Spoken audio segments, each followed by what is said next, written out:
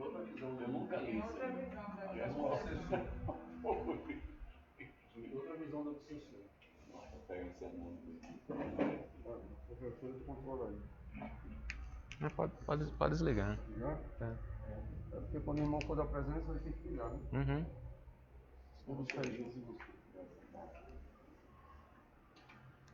Esperar pelo menos aparecer umas 2 pessoas aqui.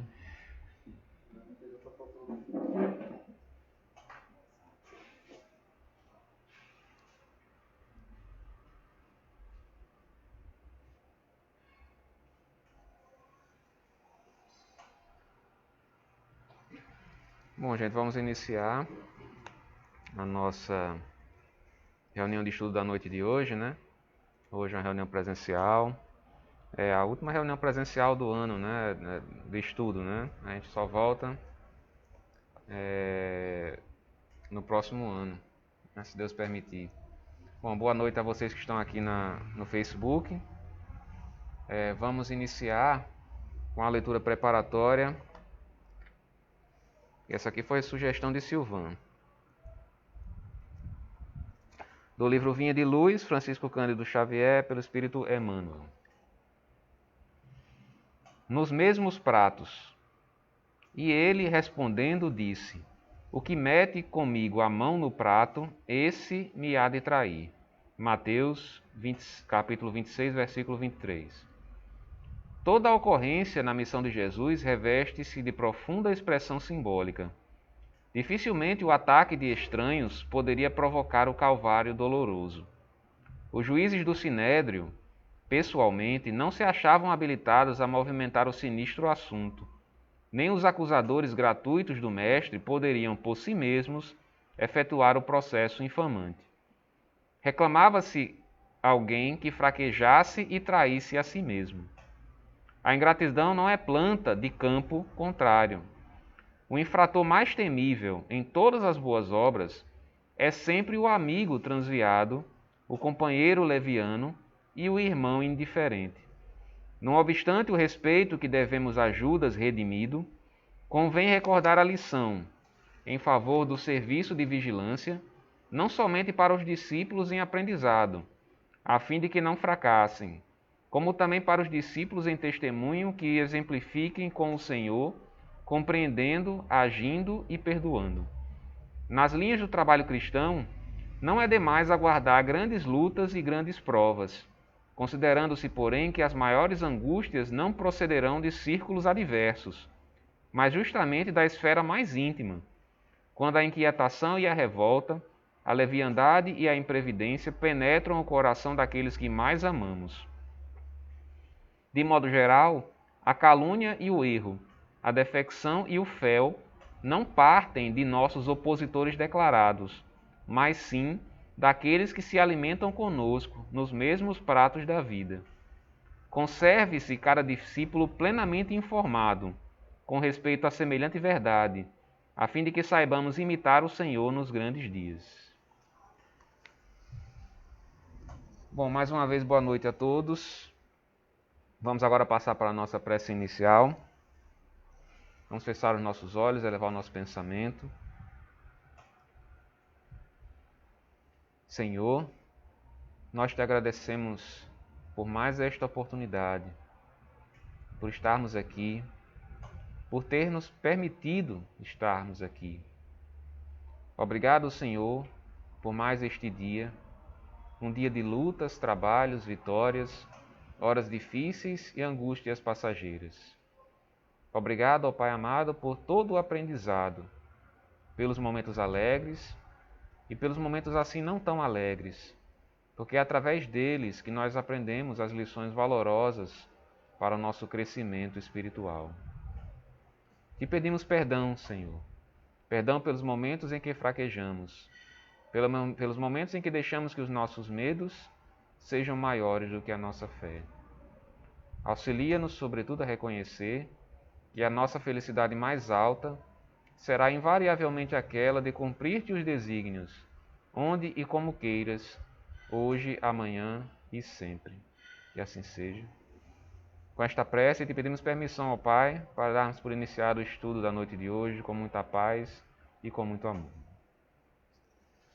Bom, gente, hoje vamos continuar o livro Loucura e Obsessão, né, de Manuel Filomeno de Miranda e Divaldo Pereira Franco, capítulo 17º, Terapia Desobsessiva. No caso aqui, esse capítulo, ele faz mais ou menos um apanhado geral de como os trabalhadores, né, das casas espíritas que trabalham com desobsessão, como é que eles devem agir, como é que eles devem se comportar, né? Ele também faz uma continuação da história de Carlos, mas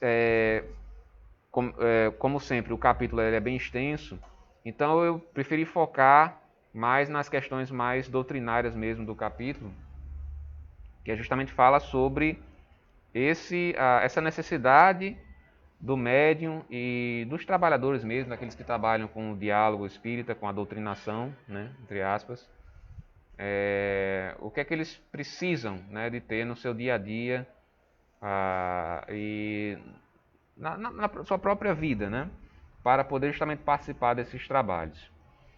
Então vamos começar aqui.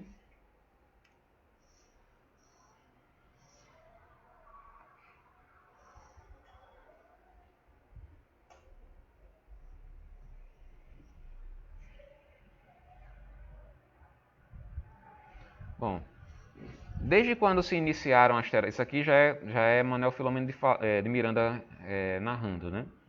Desde quando se iniciaram as terapias espirituais em favor de Carlos Ilício, né? Carlos era aquela personagem que ele vivia num estado de catatonia, né? Ele era praticamente ausente da realidade, né? E a gente viu que havia uma causa para isso, que na vida anterior ele tinha cometido diversos atos que causaram diversos prejuízos a muitas pessoas, e ele, após desencarnar, era ele que gostava muito de emitir cartas anônimas, né, inventando mentiras, né? Hoje seriam as fake news, né, se fosse hoje. E ele gostava de emitir essas cartas para as pessoas, inventando histórias. Então, com isso, ele destruía casamentos, destruía as famílias, simplesmente porque era algo que ele gostava de fazer, né? Exatamente, prazer que ele sentia de fazer isso. Então, assim, ele, após desencarnar, ele foi muito perseguido, obviamente, pelas pessoas a quem ele prejudicou, né? E isso fez com que ele reencarnasse com um sentimento de remorso muito grande. E esse sentimento de remorso dele era tão grande que fez com que ele ficasse ausente da realidade. Ele praticamente vivia um estado vegetativo, não de doença orgânica, mas uma doença psíquica, né? Doença da mente. Como disse lá no capítulo que fala sobre ele, não havia nem tanto, no caso da encarnação dele, nem tanto a influência dos espíritos, né, que o perseguiam, os obsessores. Havia sim, mas a maior parte provinha dele, né? Então era um processo de auto-obsessão, né? Ele mesmo causava os efeitos que ele mesmo sentia na sua encarnação. No caso de Ilício, é o que a gente viu, né? Que é aquele rapaz que tinha sido um espírito, tinha encarnado como mulher na vida anterior e nessa vida atual do livro como homem, e havia os conflitos, teve o conflito dele com o tio, e depois a gente descobriu que se tratava de um casal na vida anterior, né? Ele, que chamava Anete, na vida anterior, e o tio, que se chamava Felipe, salvo engano. E que ela era casada e traiu o marido com Felipe, que era o cunhado, né? Enfim, aí esse marido dela na vida anterior o passou a o perseguir e traçou todo um plano para tentar destruí-lo. Mas enfim, com a ajuda dos espíritos amigos, as coisas foram melhorando.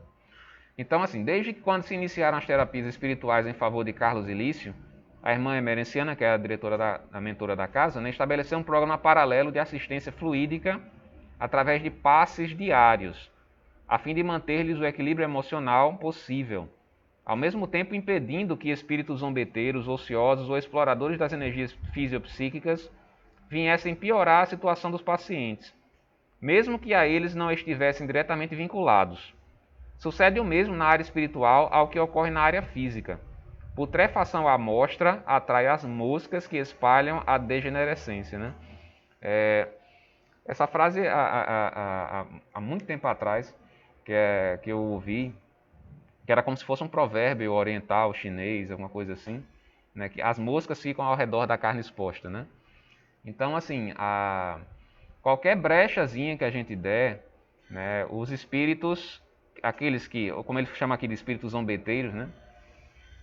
Que existe a classificação dos espíritos, né? Tá toda lá no livro dos médiuns, né? Quem quiser saber, são vários, né? Primeira ordem, segunda ordem, terceira ordem, cada ordem tem a sua classificação, as categorias dos espíritos, né? Então os espíritos zombeteiros são aqueles brincalhões, aqueles que gostam de pregar peças, né? De assustar, né? Não são necessariamente maus, né? Mas enfim, qualquer brecha que se der, esse tipo de espírito, ele pode se aproximar. Ao mesmo tempo também aqueles que gostam de fazer o mal mesmo, que, como ele diz aqui, mesmo aqueles que não estão diretamente vinculados, né, à pessoa, esses espíritos simplesmente assim, aquele rapaz ali está fazendo bobagem, eu vou me aproximar dele para, enfim, tumultuar a vida dele, porque tem muitos espíritos que... exatamente, eles gostam de fazer esse tipo de coisa, gostam de pregar peças, gostam de ver a pessoa em maus lençóis, e isso só é possível caso a gente dê margem para que isso aconteça. Então, como ele diz aqui, como eram duas criaturas extremamente fragilizadas, no caso de Carlos e Lício, né, que estavam fazendo o tratamento espiritual, os passes eram dados diariamente neles. Mas no caso aqui, não os passes físicos, né, porque a reunião não ocorria diariamente, eles não estavam diariamente numa reunião de encarnados. Mas era a equipe espiritual, né, que foi designada pela mentora da casa para justamente aplicar esses passes todos os dias nos pacientes. Né? O irmão agora fala muito isso aqui, né? Que ele nos visita todos os dias. Né? Todos aqueles que frequentam aqui a casa, ele visita todos os dias. Mas o que eu creio é que não necessariamente ele, né? Que ele é uma criatura extremamente ocupada. Mas são equipes designadas, né, para fazer essa varredura, essas visitações, até em locais extremamente distantes daqui da casa, para justamente fazer esse tratamento, né, digamos assim, tratamento à distância, um passe, né, justamente para evitar que algo de mal, entre aspas, nos aconteça pela ação dos maus espíritos. Claro que isso só é possível caso a gente permita que os bons espíritos se aproximem e nos auxiliem. Né? Se a gente estiver negligenciando a própria vida, negligenciando o nosso comportamento, o nosso equilíbrio, os bons espíritos, eles respeitam muito o nosso livre-arbítrio. E eles jamais vão fazer nada forçado, aquilo que a gente não queira.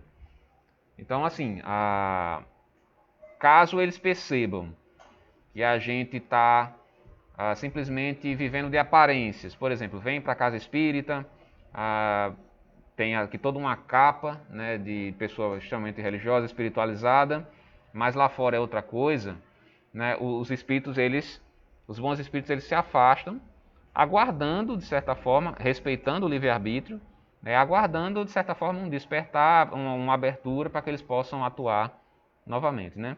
Até os nossos mentores espirituais, nossos guias, quando a criatura é extremamente desequilibrada, né, eles se afastam um pouco. Claro que eles não perdem de vista, né, porque nenhum de nós está sozinho. Né?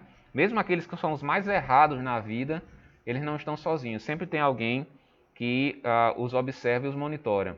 Né? Eu lembro que no livro Memórias de um Suicida, quando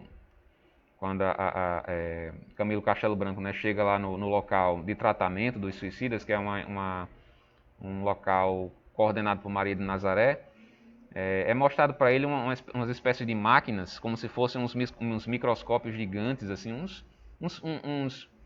não é microscópio, é como se fosse telescópios, exatamente, como se fossem uns telescópios gigantes, que eles monitoram um por um dos espíritos que estão nas áreas trevosas. Nas zonas trevosas, eles sabem da vida de cada um ali. Por que isso? Porque a qualquer despertar, qualquer sinal, aí eles já chegam juntos já para auxiliar aquela criatura ali. Nós somos monitorados 24 horas. 24 horas, né? Então, assim, não adianta a gente esconder as coisas porque, enfim. Só para passar O irmão falou certa vez aqui dos estagiários, né? Que às vezes que quando a gente está caminhando assim na seara do bem mesmo, tentando se melhorar, são designados estagiários para nos acompanharem, para aprender com a gente, né? Aí certa vez ele falou, olha, tomem cuidado com os que vocês fazem no dia a dia, porque os estagiários estão lá, a responsabilidade pelos estagiários é de vocês. Né? Hã? Faz um tempinho. Então, assim, esses estagiários, entre aspas, né, chegam lá para justamente observar a vida de vocês e aprender com a vida de vocês. Então, vocês é que, de certa forma, tem que ajudá-los com o seu próprio exemplo. Né? Então, cuidado com aquilo que vocês vão fazer, porque sempre tem alguém que está observando vocês, né? No mundo espiritual. Isso. Mas enfim, então assim, por isso a necessidade aqui, no caso aqui, houve um tratamento constante, né? Dos pacientes lá que estão fazendo tratamento na casa, mas para todos é importante a gente não esquecer do nosso momento espiritual todos os dias. Assim como a gente se alimenta todos os dias, como a gente toma banho todos os dias, a gente tem que reservar um momento do dia para o alimento espiritual, né? Que é a nossa oração, é uma leitura edificante, é uma mensagem, é uma coisa que eleva o nosso pensamento, né? E isso vai fazer com que nós não ficamos isentos dos problemas, obviamente que não, mas é o guarda-chuva, né? Que o irmão disse, você vai na chuva, você pelo menos tem um guarda-chuva ali para não se molhar tanto, né?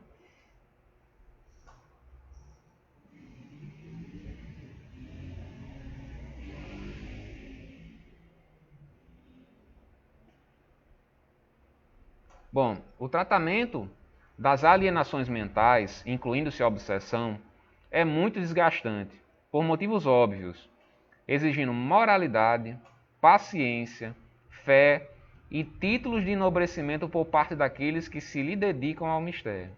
Então, assim, para quem deseja trabalhar na seara espírita, principalmente com a parte de desobsessão, né, são esses atributos que a gente tem que ter, né? Moralidade, paciência, fé e títulos de enobrecimento.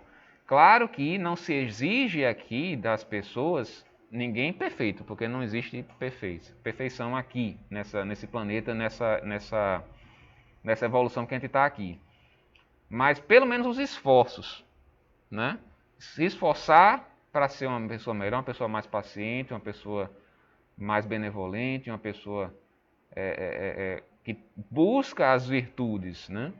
E isso porque é o seguinte, porque os espíritos que normalmente eles agem dessa forma, né? Uma boa parte deles são extremamente inteligentes. Então não adianta você querer mostrar uma capa para esse espírito e tentar doutriná-lo ou ensiná-lo, porque ele sabe o que é que você fez no verão passado, né? Então não adianta você chegar e dizer, não, meu irmão, saia, Jesus e tal, tal, tal. Aí ele vai dizer, sim, você está falando aqui de Jesus, mas eu sei que você fez isso, isso e isso. Há uns anos, muitos anos atrás, mais de 20 anos, mais de 30 anos, um irmão foi doutrinar lá no centro. Na hora que ele estava tentando doutrinar esse espírito olhou para ele: quem é você para poder me doutrinar? Se você hoje mesmo desceu pela traseira do ônibus, na época da traseira do ônibus, não sei se você lembra dessa história. Sem pagar, né? Em frente, ainda nesse lugar, em frente ao cemitério do Alecrim. Aí, você entender, mas deixa que ele queria prejudicar, ele queria humilhar, ele queria. Exato, exatamente. Desmoralizar o doutrinador. Ele te deu um cochilo, segundo a explicação dele, depois se foi verdade ou não, então um cochilo, e quando já estava perto, não tinha como dar tempo passar, ele desceu na época pela traseira do mundo. Enfim.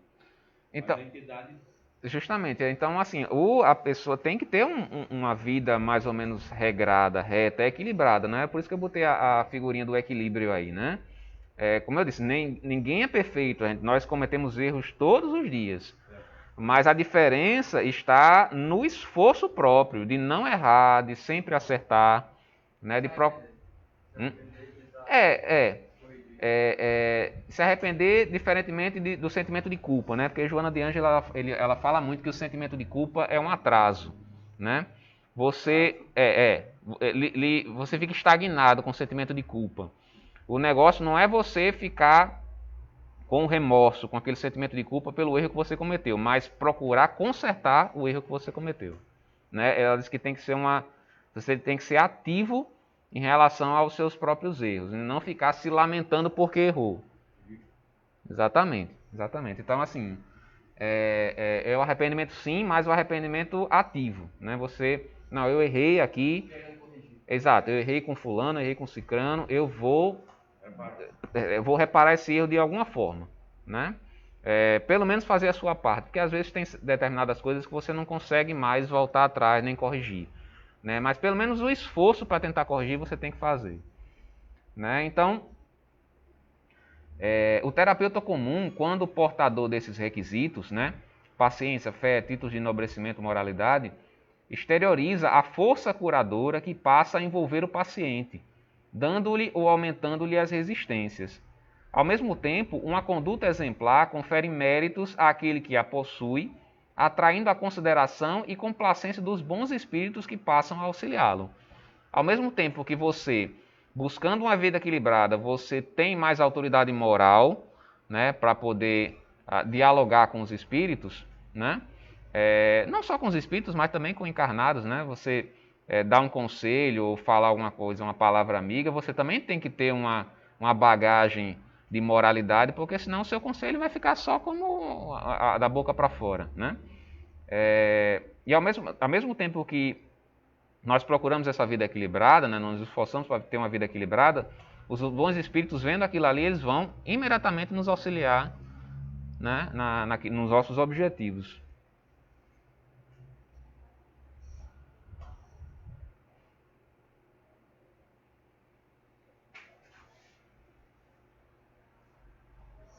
Passou, não?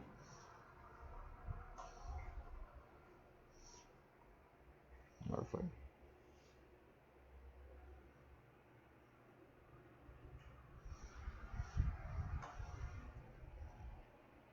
O doutrinador espírita, naturalmente, deve verbalizar, né, e viver o ensino. Ou seja, não pode ser só da boca para fora. Você tem que praticar aquilo que você também fala, né? Constituindo o exemplo que demonstra a qualidade do que apresenta, pelas realizações íntimas e externas que produz. Como efeito, o paciente sintoniza com os bons conselhos do seu doutrinador, nele encontrando apoio emocional, como outros enfermos no seu médico, para vencer ou contornar as dificuldades que lhe surgem durante o tratamento. Como eu disse, é uma conjunção de fatores. Ao mesmo tempo que nós tentamos auxiliar aos outros, nós também temos que ter uma vida regrada, e ao mesmo tempo que nós temos uma vida regrada, nós também crescemos, né? Porque nós estamos nesse esforço para nos melhorar, né? E esse esforço auxilia as outras pessoas. Então é uma vida em mão dupla. Nós damos e recebemos ao mesmo tempo, né? Como diz, aquele que a gente só pode esperar em receber alguma coisa se nós dermos algo em troca, né? Então, assim, é fundamental que nós não tenhamos tão somente uma vida de aparências, né? Porque tem muita gente que, como eu disse, é uma camiseta com um rótulo, sou religioso, sou espiritualizado, né? Eu acredito nisso, acredito naquilo, e tem bastante conhecimento, mas aí você vai olhar para os bastidores, é uma tristeza, né? Então, assim, mais vale esses bastidores estarem equilibrados do que propriamente aquilo que você sai verbalizando, né? Só o fato de verbalizar sem praticar, só tem um nome para isso, é hipocrisia.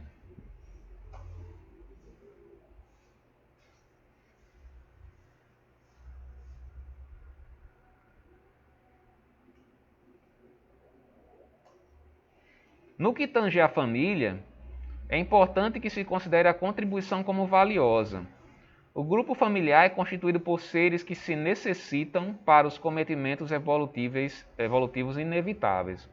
Então, tudo isso que eu falei aqui também serve para as nossas famílias, né? Não adianta você querer ensinar um filho, né, se você faz o contrário. Meu filho, é muito feio dizer mentiras, não minta. Aí liga como o irmão gosta muito de contar essa história. Aí liga uma pessoa, diga que eu não estou. Ora, que tipo de exemplo você está dando, né? Enfim, a gente tem que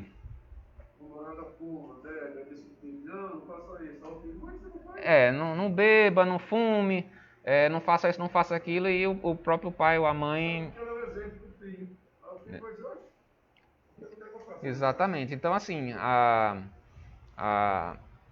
ninguém disse que seria fácil, né? Assim, ninguém diz que é fácil você seguir a doutrina do Cristo, né? Principalmente a doutrina espírita, que é uma doutrina muito esclarecedora, e ela simplesmente lhe deixa no livre-arbítrio. Ela mostra as consequências daquilo que você faz, né? Você tem liberdade para fazer aquilo que você quiser. Agora, você vai fazer sabendo quais são as consequências que você vai ter que encarar. Exatamente, porque a doutrina espírita ela não proíbe, porque muita gente fala assim, pergunta, mas o espiritismo proíbe bebida, o espiritismo proíbe outras coisas. Não, o espiritismo não proíbe nada. O espiritismo apenas diz que se você fizer isso pela lei de causa e efeito, você vai encontrar aquele efeito ali. Se você estiver fazendo determinada coisa, você vai encontrar aquela consequência, né? E isso serve tanto para as coisas ruins como para as coisas boas, né? Você vai sempre ter um efeito daquilo, dos atos que você comete no seu presente, né? Então, assim, mas voltando aqui à questão da família, a gente está, né, justamente comentando que toda família, raras as famílias que não têm uma ou duas pessoas que são motivos de preocupação, motivos de desagregação e tal. Mas é justamente porque o núcleo familiar ele é construído de uma forma justamente para que essas pessoas cresçam juntas. Então, aquela criatura que é desagregadora, que é problemática, ela é colocada ali no meio justamente para aprender com os outros que estão lá, ao mesmo tempo os outros para aprender um pouco de paciência, de tolerância, com aquele que seria, digamos assim, um doente espiritual, né? Então, assim, o aprendizado ali ele é mútuo, né? Todos aprendem uma coisa, né? Assim, de uma forma ou de outra. Então, assim, aqueles que lidam com pessoas mais difíceis, mais complicadas, é paciência, é tolerância, é oração, é tentar auxiliar de alguma forma, é o que a gente tem que aprender de um jeito ou de outro, né? Quer falar? Até falando do que você estava falando, que você falou que o espiritismo não impede, não. Na realidade, tudo que você falou aí, a primeira pessoa que falou isso aí foi Jesus, né? Todo esse ensinamento que você está dando aí, foi Jesus que nós devemos não ser hipócritas. Isso é uma coisa que ele sempre criticou, a questão do fariseu. E na relação, no meu ponto de vista, né, aí é uma interpretação minha do Espiritismo, o Espiritismo ele veio para nos mostrar a realidade, coisas que Jesus não podia falar naquele tempo. Falava, mas não tinha essa visão. Que é a relação do mundo espiritual. Porque Jesus ele dizia que nós não somos desse mundo. E esse mundo nós estamos aqui, e o Espiritismo veio nos mostrar qual é a pura realidade, por que nós estamos aqui. Não é para dar esse ensinamento, nem proibir, nem nada não. Ele veio nos dar um ensinamento que este mundo aqui é para nós vencermos. E o primeiro que deu o exemplo foi Jesus. Aqui... Ele venceu o mundo.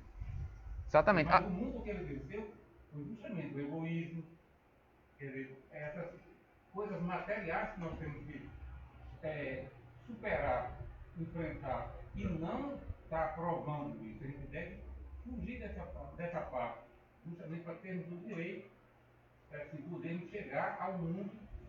Essa questão dele dizer que venceu o mundo, porque Jesus ele foi criado um espírito simples, normal, como todos nós, né? E ele evoluiu ao ponto de chegar a ser um espírito crístico, né? Então ele venceu o mundo, ou seja, porque hoje, né?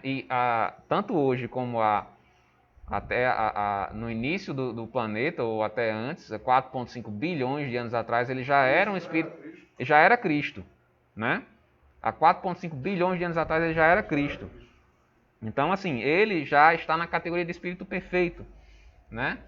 Perfeição relativa, né? Diga-se de passagem, porque perfeição absoluta é só Deus. E o nosso objetivo é esse, é chegar nesse nível de perfeição. E para nós chegarmos nesse nível de perfeição, ele simplesmente deu o roteiro para a gente. Está aqui, olha, isso aqui para vocês seguirem. Se vocês seguirem esse caminho aqui, vocês vão chegar no nível de perfeição espiritual, né? Então, assim, e o Espiritismo, que é justamente o Espiritismo como a terceira revelação, né? A primeira revelação foi Moisés, a segunda o próprio Cristo, e a terceira revelação o Espiritismo, que justamente são graduações da revelação de acordo com a evolução espiritual das criaturas que viviam naquela época, naquele ambiente, né? Você não poderia chegar na época de Moisés e falar sobre ciência, sobre determinadas coisas que tem nos livros de André Luiz, que Silvan cita muito, a Evolução em Dois Mundos, para uma criatura que vivia há 5.000 anos antes de Cristo. O vocabulário era... Exato, era minúscula. Inclusive, a língua que eles falavam na época, o aramaico, uma palavra poderia ter 10 significados diferentes. Exatamente. Então, assim, da mesma forma, Jesus ele falava por parábolas. O que é que são parábolas? São historinhas, como se fossem histórias infantis, né, para as pessoas entenderem. Porque não tinha como falar de forma mais direta. Aí, justamente na Idade das Luzes, né, que foi justamente no século XIX, foi que surgiu o Espiritismo, porque as pessoas estavam com uma mente mais aberta, a ciência era muito presente, né, já estava muito presente naquela época, diferente da Idade Média. Então, assim, não, esse é o momento para que a revelação seja completada, né? Então, assim, o Espiritismo ele traz esse esclarecimento. E o mundo que Jesus fala, o mundo que ele fala, quando ele diz, eu venci o mundo, ele venceu o mundo material com todos os seus atrativos. Exatamente. Ele superou tudo, ele não tem necessidade mais de nada porque a gente ainda está tendo necessidade. Ele já passou tudo isso que a gente está em legal ao ponto para ultrapassar também. Por isso que às vezes determinadas passagens do Evangelho que mostram um Jesus um pouco mais humanizado, assim, humanizado entre aspas, com atitudes um pouco mais instintivas ou agressivas de seres humanos pouco evoluídos, eu acredito que é uma espécie de deturpação, talvez, daquilo que estava escrito, porque a gente não tem ideia do nível espiritual de Jesus Cristo. Não tem. Um espírito que é puro amor. Não tem, a gente não tem ideia. A gente não consegue nem assim, compreender o nível de, como o Silvan fala, de amor que ele sente, que é incondicional, desde a criatura mais virtuosa do mundo até a criatura mais errada do mundo, ele ama de forma igual, sem condição nenhuma, né? O Diogo mostrou uma gravação que ele falou que Xavier tem 20 cerca, né? 20 metros. E Jesus era todo o planeta. Pensou na hora. É uma coisa assim. A gente, eu acho que o livro que mais fala assim um pouco sobre, fala pouco, mas pelo menos dá para a gente ter uma noção do que era Jesus Cristo, inclusive na época quando estava encarnado aqui, no Há 2000 anos, né, de Emmanuel, em que é o encontro, né, de Públio Lentulus com o Cristo, né, em que ele descreve o Cristo, né, e era como se fosse, ele descreve assim como se ele andando nas ruas era diferente, era uma criatura diferente que andava, que você olhava e via que era uma pessoa diferente, que se destacava de toda a multidão, né? Isso. Energeticamente e fisicamente era algo que se destacava, não era uma simples pessoa que estava ali andando na multidão, era uma pessoa que você olhava e via que tinha algo de diferente nele. Isso. É muito bela essa passagem do livro Há 2000 anos. É uma das mais belas da literatura espírita. Vamos continuar aqui. A gente não passar... Ixi, para passar do irmão agora. Passar para o irmão agora.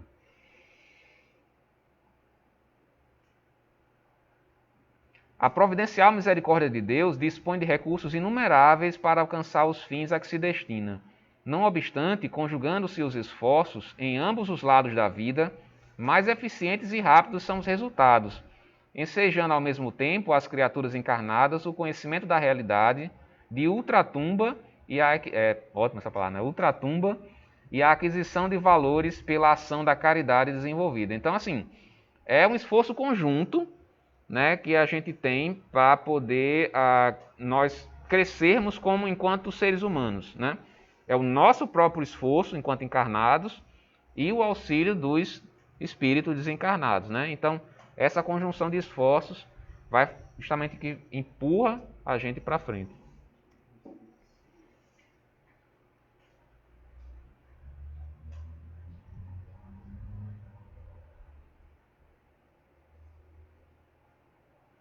Lentamente iremos compreendendo a realidade maior, que é a do Espírito Eterno, e nos instruiremos nas leis que regem os destinos, a fim de não mais tombarmos nos erros que infelicitam e degradam. Usemos a prece como um sustentáculo nas horas difíceis e não... Essa palavra está meio estranha aqui. Não vamos dar campo às ideias deprimentes, viciosas, que abrem brechas para o infortúnio. Então, assim, ele fala numa parte também anterior do capítulo aqui, a questão do estudo, da instrução, que nós temos, que nós não podemos ficar simplesmente esperando, digamos, o conhecimento aparecer, que a gente tem que se esforçar também, né? Tanto é que espíritas, amai-vos, eis o primeiro ensinamento, instruí-vos, eis o segundo, né? Então, assim, é o segundo ensinamento do Espírito de verdade, o segundo conselho que ele nos dá, que além de nos amarmos uns aos outros, nos instruirmos, né? Que é aprender aquilo que acontece ao nosso redor. E pelo menos nos esforçarmos para aprender, né? Porque a parcela do que a gente sabe hoje em dia é minúscula, é um grão de areia. Então, o Espírito de verdade que tem no Evangelho segundo o Espiritismo, se crê que era o próprio Jesus Cristo emitindo aquelas mensagens ali, né? Se você for ler a forma como é escrita a mensagem, é muito semelhante àquilo que está nos Evangelhos, né? Eu não me lembro se na Revista Espírita tem algum artigo falando sobre isso. Depois eu vou procurar. O que são vários espíritos, um conjunto... Da Revista Espírita?